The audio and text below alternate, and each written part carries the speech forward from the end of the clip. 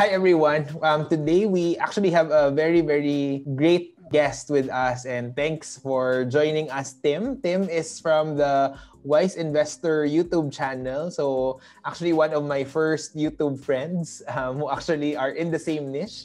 We talk about personal finance and productivity. So after this video, you can check his channel and learn more about his own personal tips. But Tim, thank you for joining us today, and thanks for agreeing to have this one-on-one conversation so that we can share a bit more to the people who are watching this video. Thank you very much for having me, PP, and glad to be here, and hello to your audience. So I think we can start. Let's try to make this as informal as possible, and I just really want to understand, for example, because when we talked offline and before this video, right, I really found your channel very interesting. And for those of you watching, my videos before are very, very specific na mga topics, and I don't talk about real estate a lot. So Tim actually has a lot of insights on this. So maybe Tim, we start first though with what course did you take in college, and did that prepare you at all when you landed in the corporate world? So when I was in college, I studied in UST, and I took up hotel and restaurant management. And for your second question, did that prepare me for the corporate world? And honestly, the knowledge that I learned in college did not really have that much of a practical application in the real world. Yes, having a degree is important, especially if wala kang job experience, lalo na sa Pilipinas. And sometimes kung saang university ka galing, it varies din sa mga employees sa Philippines, which is quite unfair. But it was different from my case kasi my first job was in Singapore. So when I was applying for a job in Singapore, I did not have any experience. I graduated in UST. But for employers in Singapore, they don't care whether you graduated in UST, Ateneo, LaSalle, UP, because Philippines is a third world country and Singapore is a first world country. So para sa kanila, mas magaganda yung university nila. So I knew na pag naghanap ako ng job, with just passing my resume and then hoping for the best, it won't work. Kasi unang-una, I don't have any experience and it's not a very impressive resume. So what I did was I tried to sell myself since I graduated with the Bachelor in Hotel and Restaurant Management. Nag-apply ako sa mga hotels. But instead of just passing my resume randomly, ang ginawa ko talaga is pumunta ako sa almost each and every hotel in Singapore. I mean, hindi siya exaggeration kasi maliit lang ang Singapore Para lang siyang Metro Manila. Tsaka madaling travel kasi sa Singapore via MRT. So almost every hotel in Singapore, pinuntahan ko doon. And then pag pinapasa ko yung resume ko, I try my best to para mapasa ko sa mismong HR. Kasi gusto kong makita mismo yung HR para makausap ko sila. Kasi alam ko na pag pinasa ko lang kunyari sa front office staff, tapos pinasa lang sa HR, wala akong makukuha callback kasi there's nothing special with my resume. So I did that for months, about 2 months. Tapos syempre ang kalaban ko doon is oras Kasi when I visited Singapore, I only had visit pass lang. Kumbaga in-extend lang ng parents ko. Pero kumbaga limited lang yung time na pwede ako magstay sa Singapore. So I had to find a job as quickly as possible. And the cool thing is I came across this hotel called Holiday Inn. It was in Orchard. And then kasi sa Singapore, if you're not familiar, for the audience, kung di sila familiar, sa Singapore kasi yung mga establishments like hotel, like airport, like malls, walang security guard yan. Walang mag-check ng bag mo pagpapasok ka. So I went straight to the hotel kasi kumbaga after nun makapal na lalim mo ako sa ilang hotel tsaka ilang HR na yung pinupuntahan ko, wala pa rin talaga So I asked the bellman, sabi ko in English, saan yung HR office nila? So siguro inaisip nung bellman na parang siguro may appointment siya sa HR kasi naka medyo corporate attire ako So sabi ko, saan yung HR? So tinuro niya ako sa HR mismo. So ang nangyari, pumunta ako sa back end ng hotel, pumunta ako sa HR office, tapos naglakad ako, nung nakita ko nandun na ako sa pinto ng HR office, nakita ko yung director of HR. So syempre medyo gulat ako kasi hindi ko akalain makakapasok ako hanggang dun. Pero I kept confident kasi kumbaga do or die situation is either I will land a job in Singapore or I will have to go back to the Philippines. Or kung gusto kong bumalik ulit sa Singapore, I would have to wait for a few weeks. bago ako makabalik ulit. Kasi kailangan ko maglabas-pasok, which is sayang sa pera. So, nilakasan ko na lang yung loob ko. Sabi ko, "Hi, my name is Timothy and this is my resume. I'm actually applying for a job."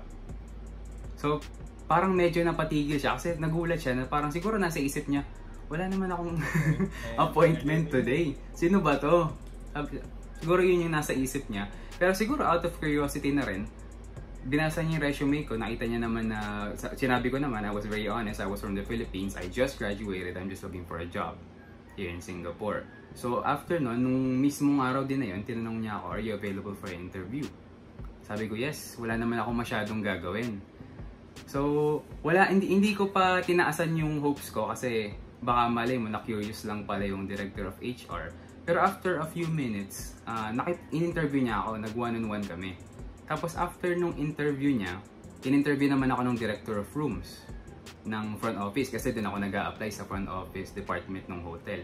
And then luckily after a few days, tinawagan ako tapos sabi, bibigyan daw nila ako ng pass kasi nakapasa daw ako sa interview. Which is kind of a mix of luck and work na rin kasi ilang weeks and months na rin ako naghahanap ng trabaho manually. So ayun, so kumbaga, back to your question, up until that point wala pang practical application na tutunan ko sa college. So basically what I wanted to say is you just need to immerse yourself. Kumbaga you have to be a sponge. Kailangan i-absorb mo kung ano yung nangyayari, tignan mo kung ano yung pinaka magandang gawin sa sitwasyon na yun. And kumbaga it all comes down to your self-confidence din pagdating sa mga ganung bagay kasi at the end of the day, wala ka pang experience, there's no practical application yet ng mga nagawa mo sa college. Hindi naman sa inaano ko yung degree, like I mentioned, pag nasa Pilipinas ka, importante talaga yung degree. Pero at the end of the day, most of the things na matututunan mo sa college, wala siyang practical application. And then yung pinaka real world knowledge talaga, may experience mo kapag nakapagtrabaho ka na o pag nakuha mo na experience na kailangan mo. Agree. And I like the whole story of it, right? And I'm actually picking up a few parang lessons from it. Na number one, really, may some cases talaga, and I asked this question because lagi yan na pag-uusapan na does college really prepare you for success in the real world, right? And I think in different disciplines, the answer can be yes or no. So for example, if it's a pilot school, right, parang I think yun very practical application of what you learn, or maybe even attorneys or even for CPAs like me, right? The things we learn in school, while you won't use all of them, you will use some of them kasi kailangan mo yung concepts.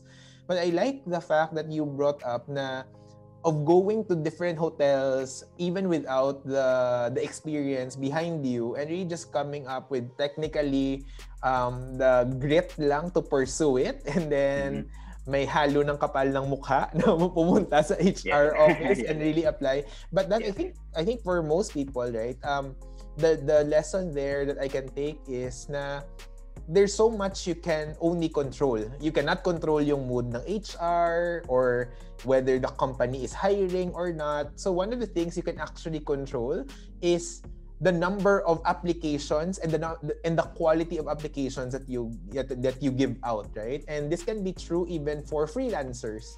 And I hear about stories na, for example, nag-open sila ng Upwork or Fiverr account. They started searching, and obviously these marketplaces are already full of different people, right? I'm pretty sure even in hotels, hindi ka lang naman nag-iisa na nag-apply at that time. I'm very sure. And so one of the things that you can really control is then if only 1% of the applications really do reply or turn out to be a job offer, then you make the applications a lot more, di ba? Para you increase the chances of winning, kumbaga. And I like that grit, and I think that actually leads me to my next question, Tim, because in your channel, after lahat ng ginawa mo to get that job in Singapore, the time crunch, do or die interview, you actually did leave that job after a couple of years. So I think I wanted to get the contrast of pinaghirapan mo yon. You actually left your home country, went into an entirely different place, tried your luck. But after that, you actually left your good-paying job in Singapore and went back to the Philippines to do different things. Can you tell us about what you're doing now, and what was your thought process na parang some people would say, ano ba tong batang to? Nakuha na niya yung gusto niya, tapos bigla niyang pinakawalan, right? So can you tell more about that? Now that you mention it, feeling ko tuloy ang weird ko. Para, now that you mention, ganun pala yung naisip sa akin ng ibang tao. Kasi sa akin, syempre iba yung thought process ko sa sarili ko. But now that you mention na ganun pala yung pag-i-interpret ng ibang tao, siguro it's good for me to explain it din na para malaman nila kung ano yung thought process ko, kung bakit ako umalis sa high-paying job after working hard to get that specific job, right? So basically, as a kid, my only goal as a kid was to be rich. Kumbaga, as a kid, that was my own definition of being financially free. Kasi syempre, hindi mo pa naman alam yung pinagkaiba ng rich at financially free. All you know is that if you have a lot of money, then you won't have problems with money.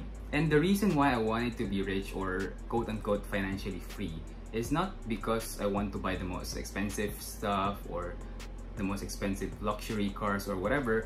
And the reason behind that is because as a kid, I hated money. Because my mom and dad had to leave me as a kid to work abroad just so that they can have enough money to sustain me and my sister. Kumbaga parang naisip ko na ano ba yan, bakit bilang bata ako naisip ko na ano ba yan, bakit kailangan nila kaming iwan para lang magkaroon sila ng enough money. Is it not enough to work here in the Philippines and then to spend time with us too? Kumbaga syempre as I grew older, mas na gets ko na sila, mas naintindihan ko na kung ano yung purpose nila. Pero as a kid, that's not something that you can process easily eh. Kasi bata ka pa, ang hinahanap mo lang is to be with your family, right? Kasi yes, I grew up with my lola, which is I'm very lucky. I love my lola so much. But syempre may difference pa rin yung talagang parents mo. Yun yung hinahanap ko bilang bata. And at a young age, although hindi ko pa pinaplano magpamilya, at a young age, yun yung naisip ko na okay, once I have my own family, I don't want to ever worry about money again. That's why I wanted to be rich. That's the last thing that I want. To have a family and to have to leave them in the Philippines because I don't have enough money. I have to work abroad. That's the one thing that I'm trying to avoid. That is why I wanted to be rich. But after college, just like every college student, they don't know what they're gonna do. Pag high school ka, hindi mo pa rin naman alam kung ano yung course mo. Or pag kinuha ba yung course na yun na ba talaga yung gagawin mo for the rest of your life? Hindi ka sure eh, kasi hindi mo pa naman na-experience. So at that time, ang motivation ko lang talaga is maging financially free, and I don't know how I'm gonna do it, or I don't know what I'm supposed to do. So at that time kasi sinabi na lang ng parents ko na dito ka na lang mag-work sa Singapore kasi they've been working there for like 2 decades na eh. So sabi nila sa akin, dito ka na lang mag-work para naisip ko, tama rin naman kasi sama-sama na kami, makakasama ko na rin sila finally. And then second, it gives a higher salary kumpara sa Pilipinas. So, kumbaga, yun yung naging motivation ko, strictly money. So, after working in the hotel, actually, aside from working in the hotel, nung nag-quit ako sa hotel industry, meron pa akong isang job bago ako nag-leave sa Singapore. I was a financial advisor. I became a financial advisor din in Singapore. And then, I tried freelancing. I tried selling online. Kumbaga, hinahanap ko kasi yung bagay na ano ba yung dapat kong gawin, ano ba yung gusto kong gawin for the rest of my life. Kasi sure, it gives me a high salary, more than enough to sustain my needs. Makakapag-invest ako, magiging financially free ako if I'm just gonna be disciplined with my money. But if it's something that I don't want to do anyway, parang hindi worth it, di ba? To spend my whole life na nasa Singapore ako, mag-work ako for that particular company or for that particular job. If it doesn't make me happy, it doesn't make sense for me, right? So I realized after trying out a lot of different things like freelancing, videography, photography, editing, selling online, I think pinaka tumatak sa isip ko is yung selling. I was like, wow, if I can just, kasi nung pandemic, ito yung nakakatawa kasi pandemic, medyo financial advisor na ako nung nag-start yung pandemic dyan sa Singapore. And then medyo humina yung benta kasi nga pandemic eh. Kumbaga yung mga tao syempre nagsisave ng money para sa mga essentials lang nila. And then kailangan ko rin maghanap ng extra source of income kasi sales job yun eh. Sales job siya eh. Kumbaga kung wala akong mabibenta, wala rin ako sasahurin. And hindi, di ba? Kailangan ko ng pagkakakitaan. So I tried selling. Ang mga binenta ko is tawag dito, yung stand ng laptop. yung na-adjust kasi sumikat yung work from home, and my mom was one of those people na work from home na talaga kasi office job siya. And nakita ko na parang hirap na hirap siya pag nasa sopa siya, nagla-laptop siya, hindi siya mapakasumasakit yung likod niya. Sabi ko parang siguro hindi lang naman yung mommy ko yung may problemang ganito na nag-work from home. Since pandemic, why not sell something na makes sense? Right? So bumili ako nun. Sa Singapore kasi hindi ganun kahirap yung logistics eh. So bumili ako from China, tapos sinip sa Singapore, and then binenta ko sa mga Singaporeans. Tapos I made a good amount of money for a small capital. So dun ko na-realize na wow, I mean, I kind of like doing this. Parang compared sa mga ginawa ko dati, I think this is what I wanted to do. But then, syempre, hindi lang about sa pagsasell ng electronics, but the idea of selling, idea of making money because of selling something, not by rendering your time, is what really interests me. So kumbaga, bago ako mag-quit ng job ko, kasi hindi naman ako magastos, I've saved up enough emergency fund para just in case. I know yung tatahakin ko na pag bumalik ako ng Pilipinas and mag-start ng business will not be easy. I can succeed or I can fail, right? But in my mind, what more can go wrong, right? Kasi wala naman akong pamilya, wala naman ako sinusustentuhan. If ever I will fail, ako lang naman yung mag-fail. I can just bounce back again kasi bata pa naman ako. Kasi isa yun sa mga ang isa sa pinaka-kinatatakutan ko talaga is regrets. Ayoko na pagdating ko ng senior years ko na, or pag wala na ako masyadong time, ayoko sasabihin sa sarili ko na sana pala ginawa ko yun. Yun yung isa sa pinaka-kinatatakutan ko. So hangga't maaari, hangga't bata ako, kung ano yung nakakapagpasaya sa akin while earning money din, yun talaga yung pinupursue ko. Although it's a higher risk talaga siya compared sa conventional na maghahanap ka ng job. And of course, it comes with its own challenges as well. Yep. And I like how you put it, right? Na there's an element of trying things out and you figure out what you like. In this case, you actually like selling. And I think nag-start yun because technically when you're a financial advisor, you're technically selling a product still, right? And selling is probably one of the if you will learn a skill to really try to maximize your income, selling is gonna come very, very handy, right? But I think I like what you said na it comes with its challenges, and there's really a risk of getting rid of the very, very comfortable 9 to 5, a fixed salary every month na alam mong darating, with something so variable that you don't actually know what will happen. It could fail or it can succeed. And so I like that you actually took steps na mag-prepare ng emergency fund. You knew how much capital you needed, and then you actually tried building the skill. So I think for everyone watching this video, I think neither Tim nor myself are telling you na quit your jobs and find your passions right away. The way he did it was actually very, very conscious and deliberate. I think that's one piece. I am in no way endorsing one path or another. Like if you're looking at the both of us, you're looking at a person who's been working for 10 years straight. Right? And I've been doing all of my side hustles as real side hustles, meaning spare time, weekends, and all that. Whereas you find another person who also did a 9 to 5, but planned and tried to come up with a way to actually do an alternative way to earn, right? Of coming up with a business and setting up multiple income streams. So I think take it with a grain of salt.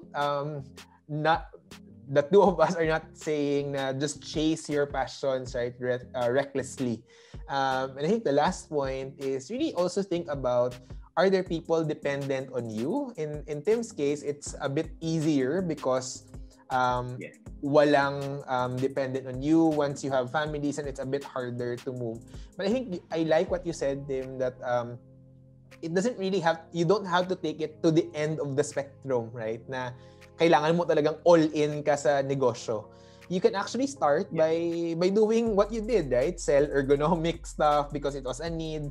I think this one, anyone can do, right? Anyone who has access to the internet, may AliExpress ka lang, you can order from China, basically ship it. Even to the Philippines, they ship it.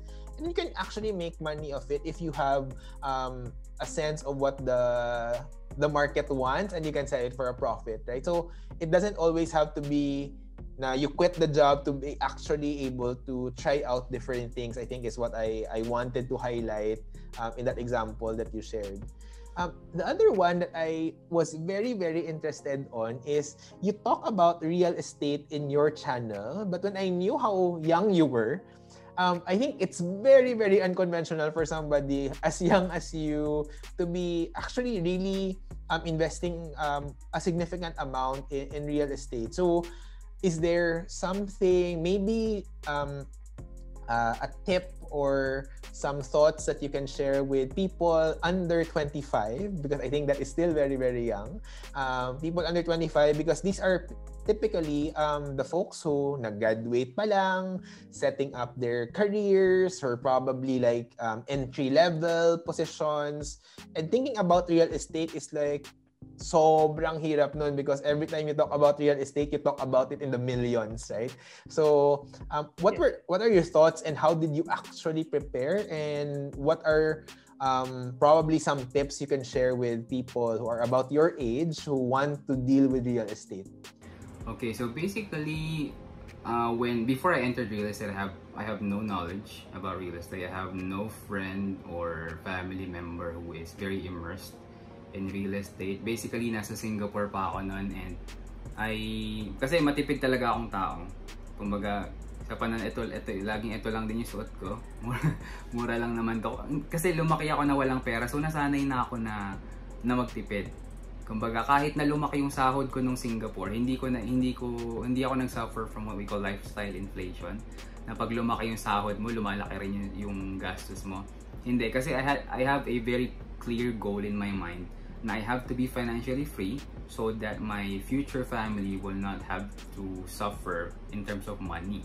Yun yung clear cut na sa goal ko. Pero I was thinking na if I were just to save money for like the next 10 years or 20 years, it will not be enough, right? Kasi kumbaga, I am able to save 70 to 80% of my salary actually nung nasa Singapore pa ako, kasi I was living with my parents. Kumbaga, kasi may bahay sila doon, so nakikitira na lang ako. Kumbaga, na-leverage ko yung situation na yun para makapag-save ako ng enough money. Kumbaga, yung ginagastos ko lang talaga is yung bare minimum, like yung pagkain, yung pamasahe, and it's okay with me kasi wala naman ako masyadong gustong physical na bagay na gustong bilhin, like cellphone or whatever. So, kumbaga, para sa akin, yung 80% ng salary ko every month, which is a significant amount of money if you're working in Singapore, alam ko pag sinave ko yun, wala masyadong mapupuntahan. So I was thinking of something na, at saan ko paano ko ba ito papalaguin? Right? So at first, nung mga panahon na yun, iniisip ko mag-business. But the thing is, I want to have a business in the Philippines. If I were to have a business in the Philippines, hindi ko ma-oversee kasi nasa Singapore ako. And if I were to have my own business, kumbaga parang baby mo yan eh. Gusto mo na nakikita mo siya lagi kasi sure, you can hire other employees or you can ask your friend or your family member to take care of it. But at the end of the day, pag hindi sila yung naghirap dun sa pera na yun, pag hindi nila pinaghirapan yun, they will not take care of it as much as you want to, as much as you have done kung nandun ka sa Philippines. So, naisip ko, paano ko siya papalaguin na hindi masyadong kailangan ng time at hindi kailangan masyado ng supervision ko kasi I'm working in Singapore. So, I thought of real estate kasi kumbaga, just like Henry C. SM is a real estate. Kumikita siya dahil sa mga umuupa sa kanya like Jollibee, passive income. Binabayaran siya ng rental income niya. And you don't really need to do that much. Hindi mo kailangan 24/7 nandun ka 7 days a week na.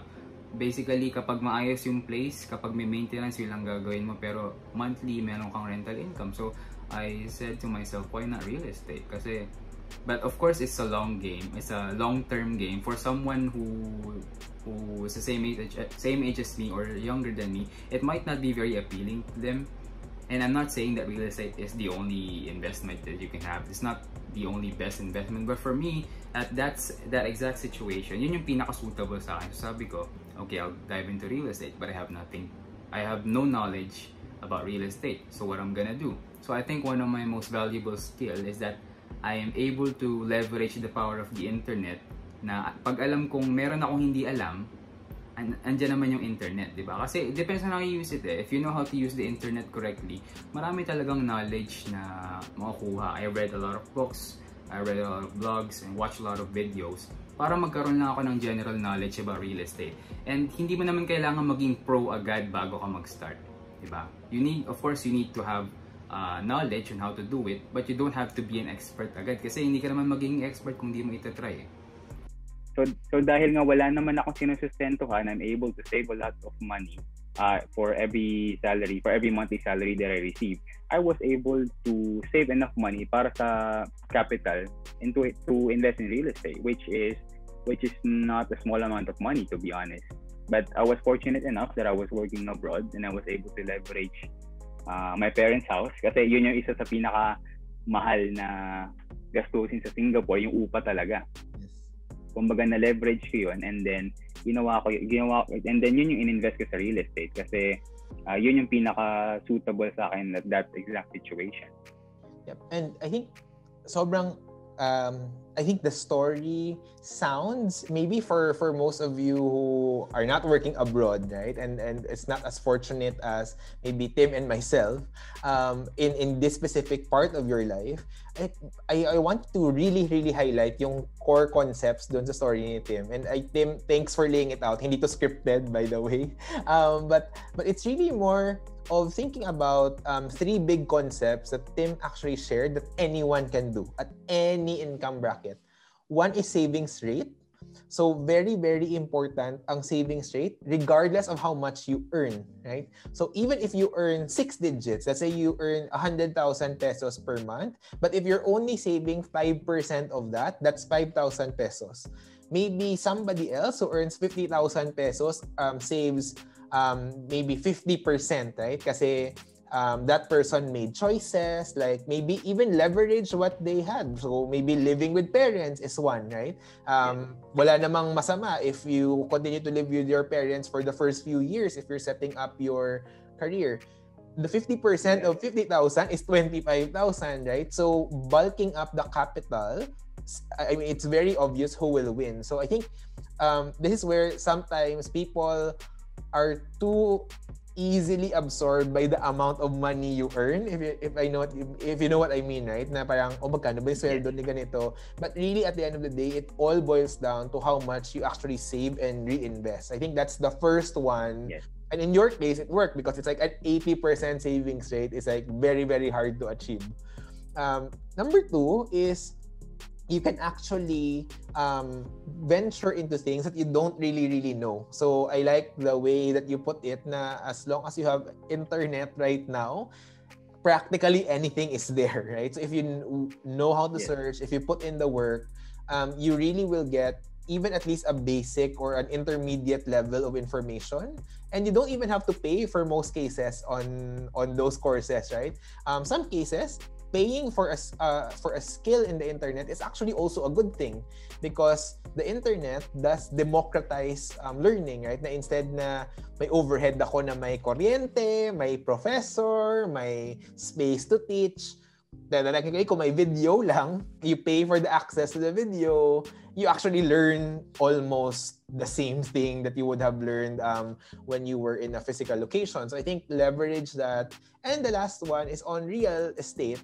I think what we really normally hear, Tim, is from our parents or people older than us, real estate is almost always the thing that they will go to as an investment option, right? Because, and I talked to a lot of people a lot older than me, and I think yung general consensus is at the time when they were our age, they really didn't have much choice, right? Wala pa namang trading wasn't as available to many people. There was no internet at the time, so selling your ergonomic thing, right, would have been very difficult. So kakatok siya sa mga pinto to actually go around and lug all of those things, right? Which was the reality at that point in time. So while naririnig nyo maybe from older people to invest in real estate, sometimes, you're right, it's not the one investment to rule them all, but it's probably the one you hear about most because that probably was the most common at the time when your parents or people older than you were investing for their future.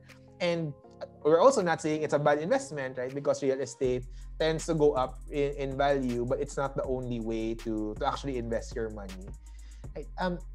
Very, very interesting, Tim, so far yung journey mo. But I wanted to ask, now that you are in your startup business mode, are there things that you actually miss about your 9 to 5 job? Like when you were still working full-time, were there things you miss or none at all? You're exactly happy where you are now?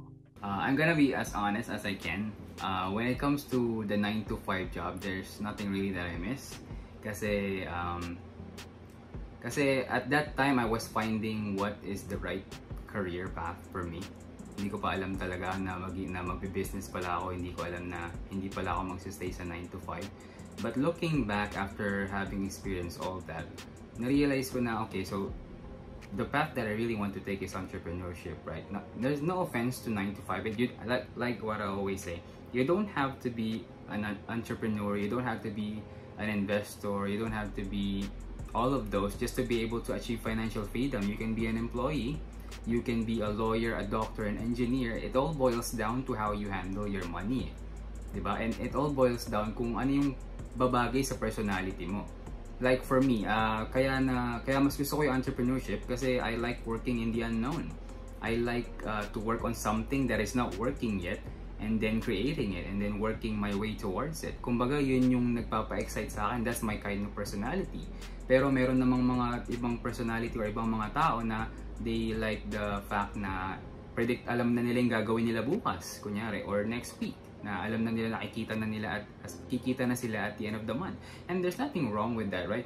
Hindi mas maganda yung isa sa isa. Parehas lang yan. Kumbaga, kung ano yung bagay sa'yo, kung ano yung mas may enjoy mo, kung ano yung bagay sa personality mo, at the end of the day, yun yung dapat may pursue. Not just working because you want to have a lot of money. At the end of the day, mag-burnout ka pag hindi mo gusto yung ginagawa mo. So it's very important to try it out, just like what I did, kasi wala namang nakakaalam sa atin kung ano yung passion natin eh. Who would have thought na magiging business owner pala ako? Nung bata ako gusto ko maging pilot. Tapos naging gusto ko maging chef, naging gusto ko maging hotelier, and then all of a sudden gusto ko palang maging entrepreneur. So it all comes down to trying it out. That's the only way for me. I think that's the only way for you to know exactly what you want, but also being conscious na hindi pwedeng try ka lang ng try for the sake of trying, di ba? Kailangan i-evaluate mo rin. Okay, so being an employee is good, but it have its own its own pros and cons din. Being an entrepreneur is good, but it have its own pros and cons din. Kumbaga, i-weigh out mo lang yung pros and cons ng kung ano mang career path yung gusto mo. And then at the end of the day, you can decide kung ano ba talaga yung gusto mong i-pursue. So kumbaga yun yung ginawa ko at the first few years ng career ko. Still lost pa rin ako after college. Hanggang sa after, to be exact, 4 years, I was able to find the thing that I want to do for the rest of my life. But it's, sorry, I just want to add, no, na it's a process, no? Hindi porkit na-achieve ko siya in 4 years, meaning magagawa mo rin in 4 years. Maybe it may take you longer, maybe 5 years or 10 years. There's nothing wrong with that. But at the end of the day, as long as hanggang sa malaman mo kung ano ba yung passion mo, I think that's a very rewarding feeling talaga. More than any amount of money. Kasi may iba na blessed sila na bata pa lang sila. Alam na nila yung gagawin nila. May iba naman na in their 20s, mid-20s, 30s, di ba? Doon nila na-discover kung ano ba talaga yung gusto nilang gawin. So, my advice to the younger generation is huwag kayong ma-pressure, di ba? Kung may job kayo na feeling nyo ayaw nyo, try another one. Hindi naman masama yun eh. Huwag kayong ma-pressure. Huwag nyo ikumpara yung sarili nyo sa iba na nahanap na kung ano yung gusto nilang gawin sa buhay. Di ba? Kanya-kanya naman tayo ng pace eh. So, yeah. And exactly what I wanted to say, right? It's really a process na not necessarily na you took it in 4 years, that everyone has like this template na, in 4 years, dapat alam ko na yung gusto kong gawin. Because some people spend much, much longer than that. But I think, I like what you said on being choiceful on the things that you will try. Hindi naman na parang pwede lang na kung ano yung sinabi ng kaibigan mo or nabasa mo in a Facebook group, parang itatry mo rin, right? I think what I'm learning from you is you did try a bunch of different things, but those different things were a bit deliberate, right? You were trying to be a financial advisor, buying and selling, you tried the corporate route. So those things I think are not random. So when we talk about trying things out, we're not saying na try for the sake of trying. Be very deliberate kung ano ba yung mga feeling mo na mga things that you like. And I actually learned this from a friend whose family has been doing business all their lives. Ito yung typical Chinese family na built this business from the ground up, and then the kids are inheriting the business. So meron silang business that's already up and running, which is a different case altogether. And so before, when I was your age, I was also thinking na nandito din ako na parang kailangan ko talaga magnegosyo kasi negosyo is the way to increase income, right? And that person, I talked to that person to get his ideas on paano ba yung negosyo, parang paano ba kayo lumaki, right? Kasi these are now very, very profitable businesses. And I was amazed by the advice that I got. He actually told me, Tim, na actually, with your current job, a business of our scale at net income levels will probably not hit what you are earning right now in your job or the earning potential that you have in your current job. So parang ako na mind blown ako kasi initially I thought this family was really doing well. It was a profitable business. But I actually also understood na what you see on the outside is not necessarily the real thing. And so I like the advice of if you really are the type of person who wants the stability, the predictability, then maybe having a career and killing it in your career, right? Being very, very good at what you do, then the world will give value back to you, right? So there are people who actually reach financial independence by working. Never silang nagnegosyo, they work, they invested, and that's totally a possible case. And for me, I'm actually in that path, and I'm trying to do entrepreneurship on the side and not as much as you, right? I think one of the things that I can think about if I were in your shoes is, ano ba yung miss ko with the 9 to 5 is the predictability of cash flow, right? Na alam ko every certain day, every 15th and 30th, you will get a payslip with this amount, right? And the bills will be paid, it's gonna be okay. And I'm pretty sure when you have a business, you don't actually know when your cash flow is. You can sometimes hit it very, very big. May mga months din na parang halos wala, right? So how did you plan for that cash flow shift from monthly, very, very reliable, to ngayon, hindi mo na alam kung ano mangyayari sa'yo na which months ba yung mag-earn ka ng more? Honestly, it was a very challenging transition. And isa yun sa mga pinag-isipan ko talaga. Kasi syempre, at the end of the day, we all need to eat, right? Kailangan natin ng panggastos, pambayad sa rent or sa food, sa transportation. So the very first thing that I did before I left my job was to prepare an emergency fund. And I made sure that I make more than a year's worth of emergency fund. And like I mentioned, kasi matipid naman akong tao, wala naman ako masyadong luho, yung monthly expenses ko na bare minimum, talagang maliit lang siya. Kung kaya ko mapagkasya yung maliit na amount in 1 month, and makakasurvive pa din ako. That's why I was able to save up to more than 12 months actually, about almost 2 years worth of emergency fund kasi sobrang liit lang naman nung kailangan kong gastusin. So that's the first thing that I did para sa transition kasi alam ko na hindi na predictable yung magiging income ko pag nag-start ako ng business compared to having a job.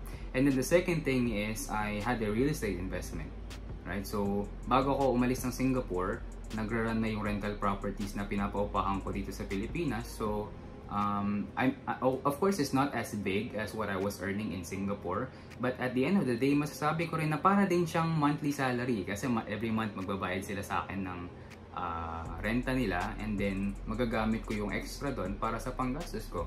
So, basically, that's how I was able to transition. And kung ifa-factor in natin yung real estate tsaka yung emergency fund na worth more than a year, it will take you years to do that. It's It's not like you just decided, okay, I want to be an entrepreneur tomorrow. It cannot be like that, right? Kahit nasaan ka nagtatrabaho, nasa Pinas ka man or nasa abroad ka man, it takes time to really prepare for that. And you have to be prepared kasi hindi naman lahat ng guesses mo tama eh. Diba? Minsan, merong, may mali din talaga sa mga magagawa mo, and that's fine as long as if you want to be on the safe side, mas maganda talaga na meron kang emergency fund para kapag nag-fail, at least meron kang backup. Hindi mo kailangang humingi ng tulong sa family mo kasi syempre, although family mo sila and willing silang tulungan ka, of course, you don't want to be a burden, di ba? Na kung kanino ka man hihingi ng tulong, you don't want to be a burden. So as much as possible, huwag kang magmadali, take your time kung ano ba talaga yung gusto mo, save enough money, and then from that, dun ako nag-start sa entrepreneurship journey ko. Got it. Cool. So far I'm learning a lot from your own personal experience. We took very, very different paths, no, in our 20s. So this personally is also a learning experience for me. So maybe I have my last question, Tim, and I know you're active in YouTube, and I know recently the channel has been monetized, so I'm very, very happy for you. I hope to get there soon as well. But I wanted to understand, what were the motivations of coming up with the YouTube channel, and what do you plan to do with the YouTube channel from here on out? Basically, what I want, kaya ako gumawa ng YouTube channel is just to share my knowledge kasi I think money is a taboo topic in the Philippines, hindi siya pinag-uusapan lagi. And kasi after working in Singapore, I saw how hardworking Filipinos are. Kasi bago ako mag-work sa Singapore, nung college pa lang ako, lagi mong maririnig pag Pilipino, masipag yan, magaling magtrabaho Pilipino. And nung hindi pa ako nagtatrabaho, sa isip-isip ko, baka naman bias lang yan. Siyempre sasabihin mo magaling yung Pilipina kasi Pilipino tayo eh. Pero nung nag-work ako sa Singapore, kasi Singapore is a multiracial country, I was able to work with a lot of different nationalities, not just Asians, pati yung mga Europeans, mga Americans. Nakita ko talaga yung difference ng work ethic tsaka ng passion ng Pilipino pagdating sa ginagawa nilang work.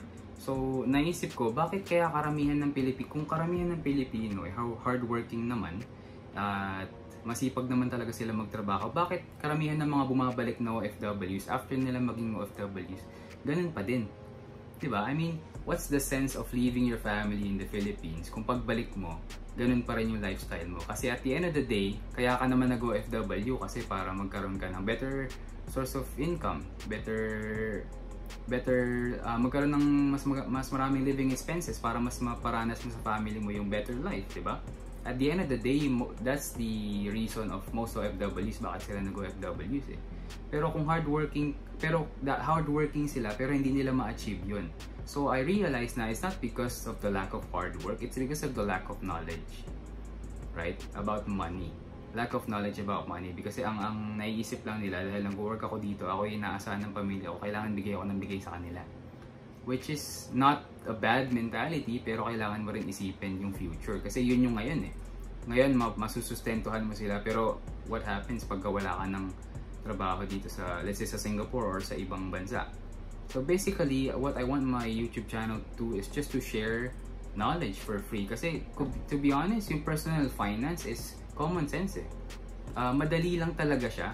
Hindi siya kasing hirap nung algebra or kung anumang math nung high school o college siya. It's common sense, but you have to have the willingness and you have to have the reason why you want to do it in the first place. As for me, I think that's my biggest reason talaga, so that my future family will not have to worry about money anymore. And you need to find that deep reason why. Kasi if your reason is only to be rich, just like what I was thinking when I was a little bit younger, then most likely hindi ka ma-inspire na gawin yung mga dapat mong gawin. Kapag nahirapan ka, mag-give up ka na agad. So basically, yung YouTube channel is just to help them have the right knowledge for free, right? And those knowledge are common sense. It's just up to you how you want to do it, and you have to have the willingness.